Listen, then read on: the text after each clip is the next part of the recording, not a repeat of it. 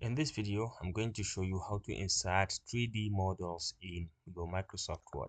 So assuming I want to insert a 3D model here, I can just click. Now, I can come to home, go to insert, and we can come to 3D models over here. You can click and it's going to fetch it online.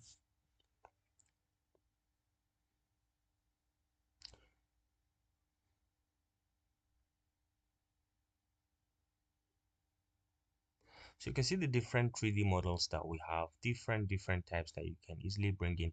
But if you have a specific one you are looking for example, I can say lion here, and you can hit on enter, and it's going to fetch in lion 3D models that you can easily with one click insert into your drawing. So into your document. So let's say we want something like this, and we can click on insert, and you can see it is going to insert it.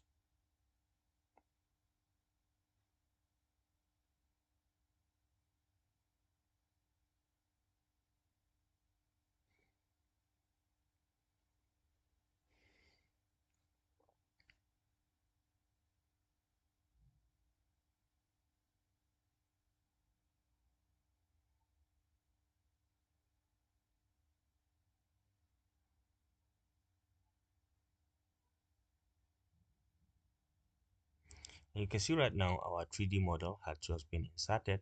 And one good thing about it is that you can check here and move it around, and you can change the position and the look. That's why it is 3D.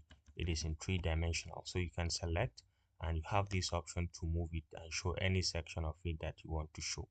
Okay, very easily you can change it and show the section that you are interested in showing. So I want to keep it here. So this is how to insert 3D models in Microsoft Word. If you found this helpful, please leave a like.